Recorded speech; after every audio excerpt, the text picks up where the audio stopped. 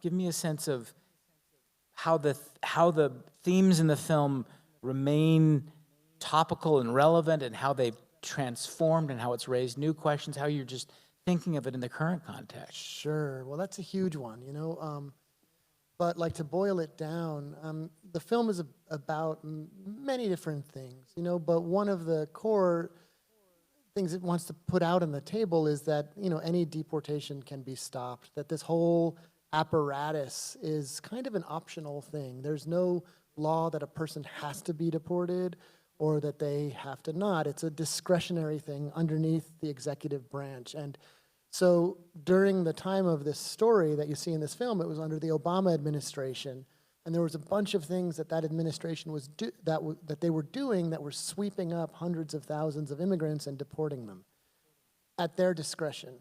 But if you could kind of make noise about somebody and get them in front of the spotlight, they could become safe, and the detention center would sort of hiccup, and whoop, out a person would come, and they'd be free all of a sudden. But you had to fight for it. And so this is a story of that fight. But underneath it is this underlying idea of discretion, that this whole thing is, it's not like the criminal justice system. It doesn't have the same rails on it, the same sort of checks and balances and processes. It's so that, okay? And then that is changed. The person administering the discretion now is not Obama, it's Trump. And this apparatus that was built up under the Obama years now exists under Trump. And so one question, I suppose, was like, you know, that an audience would reasonably have would be, do these techniques still work? And that was a question that, you know, the audience at Sundance presented to us. And at Sundance, we had the benefit of the activists themselves, Mohammed and Vidi, being on stage with us. And they said, yes, they do still work. And then about 3 weeks later, Claudio was detained. Yeah.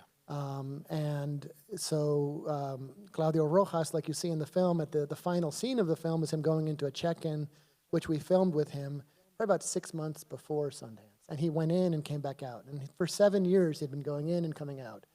But a few weeks after Sundance, he went in and did not come out. They detained him and sought to deport him. And so all of us rallied and sort of relived, almost it would have been like the Truman Show or something like interesting and intellectually like weird if it wasn't so urgent. But like we started to relive the film with the film as a resource to try to stop his deportation, rallying the film community. Ava DuVernay signed a letter of support, etc. And we lost. You know, and he was deported about 10 days ago now. So he's currently in Buenos Aires after 20 years of being in this country, never committed a crime here, never hurt anyone, leaving behind 2 sons, a wife, a new citizen grandson. Like a totally horrible situation. You know, the only solace in it is that he has extended family in Argentina. He's one of 9, so he's with a lot of family he loves and hasn't seen in a while. If that's any, like, it's not even worth calling it a silver lining, but it's something. The other solace is that, you know, man, there's thousands of people that this is happening to now that don't have that. You know, people getting deported to places where they know nobody, where they're in real physical harm, physical threat, you know, and so... So that's the situation, and so now the campaign here is shifting to a frame of bring him back. You know, we want to try to like hope to highlight his case as we try to bring him back as one example of many people who've had injustice done to them. They need to be brought back. Their families need to be reunified. We can't just let this sort of like feeling of families being separated be a kind of misery that we all live with. It needs to be the beginning. A deportation is not a death. It can be the beginning of another process. If someone's deported through this kind of malicious political action, they can be brought back through loving political action. So we are trying to stay hopeful. He's hopeful. His family's hopeful. We're trying to lean forward and start a new struggle to reunite them. And there's a bunch of like legal, legislative, routes that could bring him back. But that's where we're at now. Do you think that he, as you said, for 7 years he checked in, they sent him away. Checked in, sent him away. What changed? Why did they detain him? And did it have anything to do with The film? The film. Yeah. I mean, so ICE doesn't tell you why they do these things. Yeah. They're not very forthcoming with the information about their motives. But the fact pattern would seem that it was retribution. He, again, had been coming and going, doing his check-ins for 7 years, 2 of those years under Trump. And late last year, he filed a claim for a T visa, which is a visa for a victim of trafficking. He'd been basically in an abusive relationship with an employer, totally separate from the film. And so he'd filed that, and the Department of Labor had started an investigation. Typically, people who are in those processes get to stay while those processes play out. So in a way, he was in a stronger position this year than he was last. And so, you know, by any sort of objective standard, he probably should have been able to stay. Instead, they went really aggressive against him. But this administration is going aggressive against a lot of people. So it's hard to disentangle it. We might be able to find out why they did it, because amongst a variety of legal strategies, Christina and I sued ICE the Friday before he was deported, asserting our own First Amendment rights were under attack, because to have free discussion in the society of an issue like immigration in a medium like film, one would have to talk to and feature the stories of immigrants. And if those immigrants are going to be attacked as a result of appearing in a film, then how are we going to have a free discussion in this society? And so we've asserted our First Amendment rights are under attack. The ACLU is joining us in the lawsuit. We filed it since we're residents of California in the Ninth Circuit, and that suit is still alive. And one of the remedies we can try to win is bring him back. We can also try to win money. If we do, it goes to the family. But that suit is still, it's alive in the courts and is going to play out, my attorneys are telling us, over the next approximately 2 years.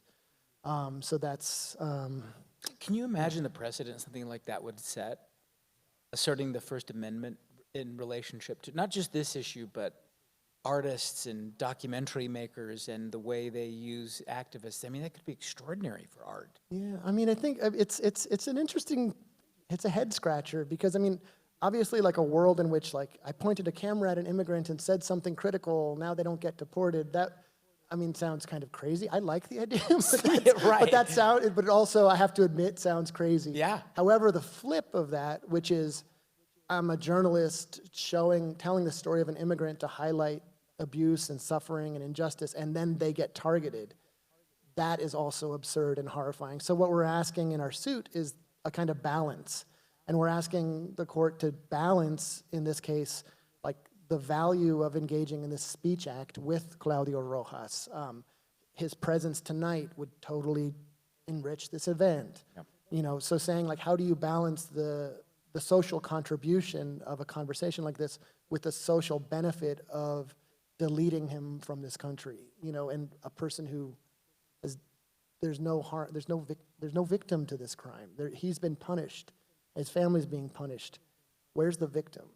You know what I mean? So yeah. How do you balance those things? That's what we're asking the court to balance. Well, another thing that the film deals with is Claudio, I'm not even sure if he thinks of himself as Argentinian anymore, in some ways. Just the process of assimilation, the process of being here, that plays out in a number of ways where they actually call home, and what would happen if they got deported, what connection they would have with that kind of place. I mean, that raises all kinds of questions about that. Yeah. Well, my dad is Peruvian, you know, and he still is Peruvian. He came in his early 20s. Now he's in his mid 80s, you know, but he still speaks English with an accent. He's still more comfortable in Spanish. He still loves drinking Inca Cola, and it's like, you know, he's still watching, you know, it's Sábado Gigante, not Saturday Night Live. Right. You know, that's in us, and that's always been the case. I think if you're German and born in Germany and raised there, you're coming here, and it's, I don't know, it's your schnitzel. It's like that's your thing, you know. And you don't lose that. You know, Claudio, I know, because we watch a lot of home videos of him, loves his mate and loves his, you know, Argentinian soccer. And, you know, he's still Argentinian, you know. But who cares, ultimately? Like, that's great. That's what makes this country great, is all this, like, wondrous cultures coming together, et cetera. The second generation starts to, like, get more confused. Right. That's where I am. You know, like a Yeah, little yeah, more, yeah, yeah. I'm confused. Well, that's where the on- dreamers are, in terms right? of who I am. Yeah, Yeah, yeah, yeah. yeah. Exactly, exactly. So Elizabeth Warren is here, and in Utah. was like- She's not in the audience, sorry. She might be, actually. I don't know. She went on a walk today, and she thought, I'm going to go see this. I meant to see this film. Are you here? No, she's not. So, but I just wonder where the question of immigration, how you see it playing out in this Democratic field that's emerging, especially the question of whether to abolish ICE and replace it with something else. So what are you seeing? Let's see. I mean, I don't, it's going to be super interesting because this abolish ICE frame, for example, I really didn't see that coming. Yeah. And one of the things, like, when I felt super depressed personally when this guy was elected, I didn't foresee the backlash. And, like, the backlash has actually been material and positive in certain cases. Like, overall deportations are down. And it's states like California passing SB 54, which is a sanctuary state law. Sanctuary is a beautiful word. This law is not necessarily beautiful. The law just breaks the cooperation between police and ICE, saying if you've committed a crime, you go into the criminal justice system and you deal with that. Mm-hmm. But we're not going to hand you over to ICE on top of it. And so that's happened in states like California, New York, and in jurisdictions across the country in a moment of political opportunity that didn't exist under Obama. Those laws were not being passed under Obama. Democrats weren't rallying this way to protect immigrants under Obama. They're rallying that way now under Trump. So that's an opportunity, and overall deportations are down partly because of it. But the kind of cruelty and aggressiveness of the system that was left is ramped up. Detention is up. Deportations of longstanding community members is up, all that stuff. So the abolish ICE frame is one of those backlashes that to me is optimistic. It didn't exist under Obama. It should have. The agency, to me, when you start to really stare, like we just spent a month trying to just tap its brakes. Just anybody help us. And walking the halls of Congress, getting celebrities, every direct calls to Nancy Pelosi, direct calls to Dick Durbin. The amount of support that Claudio had was exceptional, and no amount of political force could get them to tap the brakes for a month. You know what I mean? They were determined to do this. They did it, and it felt like dealing with a rogue force. Like they want to do this because they want to do it, and no one, the hell with it, And what did Rubio do? Rubio, again, we met with one of his in person with a senior policy advisor there, took in the information. We were trying to get them in terms of action to call the Department of Labor and get the Department of Labor to ask ICE to slow down for that question of the investigation. And we had asks for like the Republicans to do that, for the Democrats to support a private bill, because you can stop a deportation through legislation. You can get a bill under Obama. If you could just get a bill into the Judiciary Committee, like saying stop Dave's deportation, and you get it into committee, it would stop. Now it has to get through committee. And so now it's like the bar just went up, but it's actually the Democrats that control the committee, so they've made that rule change. So the only immigrant who's been spared in these past few years has been someone, I think she was like quadriplegic, and they're trying to deport her to Vietnam, and then so they made a private bill and got it through for her. But the standard is there. So we got the word from Representative Pelosi and others that Claudio's case was not exceptional enough to merit a piece of legislation for him. And so we just hit a logjam there. But so there were different strategies. But all of this, I have to admit, I was taught all of this by undocumented folks, by these dreamers. I'm a 46-year-old American citizen. I've never gone to Congress to ask for anything. I bear nothing. And so I was taught by these dreamers how to engage with this political system. We lost this battle, but I learned. And I learned you actually can get in there and mess with this machine. Right now it's a dark time, but it was also, it was inspiring and something that changed me, There was one of the audience members, I'm hoping they'll come up with this question, Eric, if you're here, but it's been now 11 years since you first premiered your feature Sleep Dealer at Sundance. This was in 2008. Eric, good.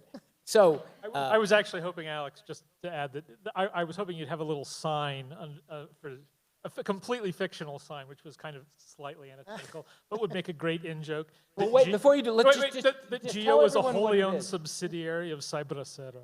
One more time? That Geo Group, the operator of the facility, was a wholly owned subsidiary of Cyberacero. That would have been Tell everyone, those who don't know what Sleep Dealer was about, it's this dystopian idea where the border is actually closed and migrant workers are replaced by robots and, Well, and I've had- water's privatized. It's a hell of a story. Yeah. No, so I've had this long-standing interest in, profound pop is kind of what I'd like to be making. This is like my holy grail is trying to figure out how to tell stories that are both like pop and accessible, but also have some guts intellectually and politically. And so this film was sort of intended as like a kind of heist. It was sort of, we tried to operate inside of some of the storytelling conventions of a heist. But my previous feature film was a science fiction, and it was set on the US-Mexico border, and it imagined a future world. Close your eyes and imagine a world where the border is sealed by a big wall. And instead of crossing the border in this future world, workers stay in countries like Mexico and connect their bodies in factories where they connect their bodies to an internet and control robots that do their labor in the U.S. or so that their pure labor crosses the border through the internet, but their bodies stay out. And so that was like the conceit of Sleep Dealer, which played at Sundance in 2008 and played in this theater. I remember I was in that balcony, and yeah. So that was that film. And I just this was is now, wondering what you thought. How we're not quite at that image yet, but the conception of a wall actually being built and somehow theoretically closing off just what's changed and what hasn't since you created the conceit. I mean, the film, that film, the core of it is about this contradiction of a world that's more and more connected. In all these ways, we transgress distance through technology, through the economy. We live in a globalized planet. Look at your clothes. Look at anything you touch. It's all coming to us through these global meshes. And yet, walls are being built all around the planet at a rate in an intensity which we've never seen before. And so what is that about? Connectivity and division both accelerating. And that conundrum which Sleep Dealer was trying to stare at has only accelerated. It's more and more deep. And I think it's kind of the central thing of our time in a way, like how to reconcile those two systems and those two processes. How can we live in a world where capital is like mercury and can flow around the planet, but people are meant to stay put where they're born, especially if you're poor and hungry, you especially stay put? How does that world order make sense? How is it moral? And so... Eric, I didn't mean to cut you off, though. Did you have a question? I know. I'm just finishing with this one. I see her. Thank you. Did you have everything you want? Yeah, good. We did. Great. Thank you. Pulled my string and I started talking. Yeah. Yes. I have 3 questions about the film that we just saw. Beautiful. Who is financing these detention centers? What budget is this money coming out of? Who created these? Sure. Okay, so who created, so the Geo Group is one company. There's 2 really big private prison companies that sort of dominate in the immigrant detention business. One of them is the Geo Group, which is the company that owned the facility where this story transpired.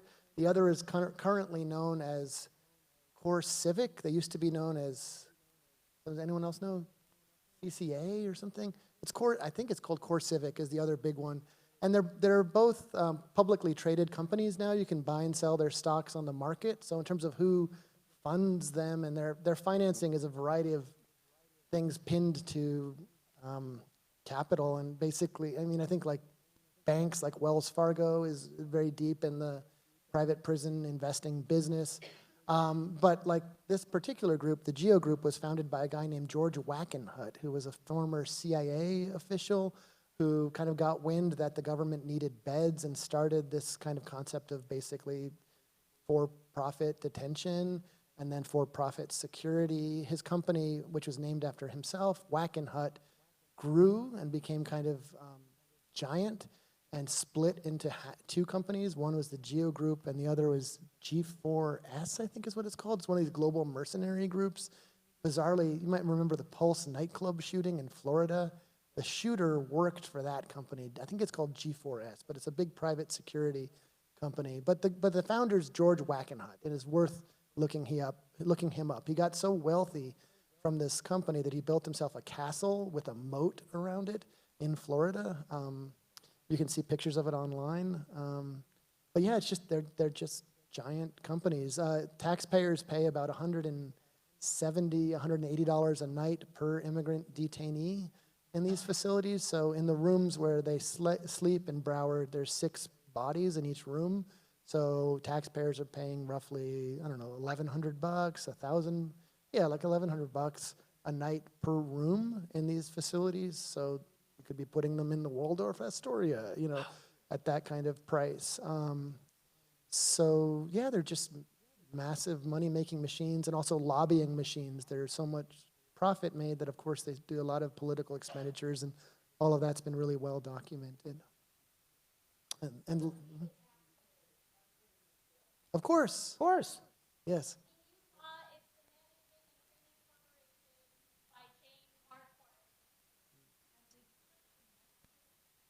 Wackenhut, George Wackenhut was the founder of what would become the Geo Group. Yeah. Of course. Yeah. I think Wackenhut as a name of a company doesn't exist anymore. My understanding is they split into Geo and G4S, I think is the other. Yeah. Yeah. No. Ladies, did you have other, did you just wanted to make that point? Stand up. Just so they can hear. And project. Or yeah, use the mic. That's even better. So Management Training Corporation is based out of Kaysville, Utah.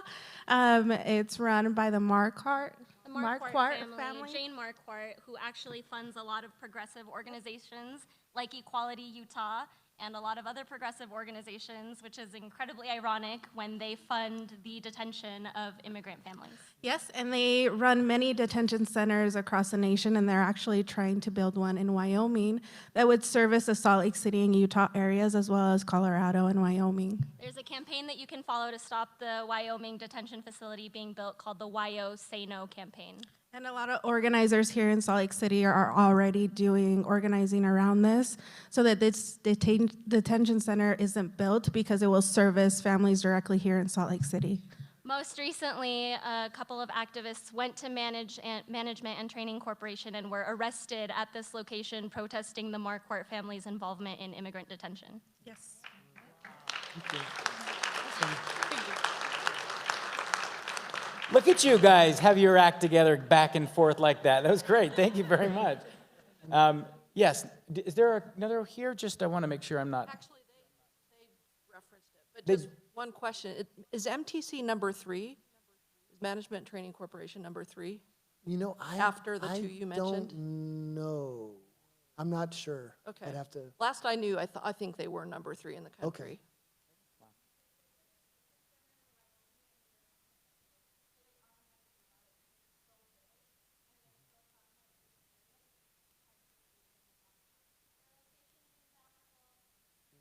What's your? I had dinner with these wonderful souls. I just want to say I had dinner with these wonderful souls. They're doing super good work. What was the name of your organization again? Okay, they need help. If folks want to get involved, right there, local organizers, and good dinner company. Unidad Inmigrante, Unity, Immigrant Unity. Will you email me, by the way? I just want to put a link to that on there. Thanks. Yes. I just want to say you're such a brilliant director, and I loved Sleep Dealers, and this film, the way you put it together was fabulous. Have you considered taking an issue that I think may be closer to the pulse of American people? They may not care so much about the situation with immigrants and La Migra and all that other stuff, but when they start separating families and children, you know, there's always this talk about the caravan, and people don't know what that really looks like. And you could do it in dramatic fashion and showing these children being separated, put in cages, and what happens with families. A real super popular dramatic film that people might want to see to kind of figure this all out and might change the course of history at this point with this whole issue.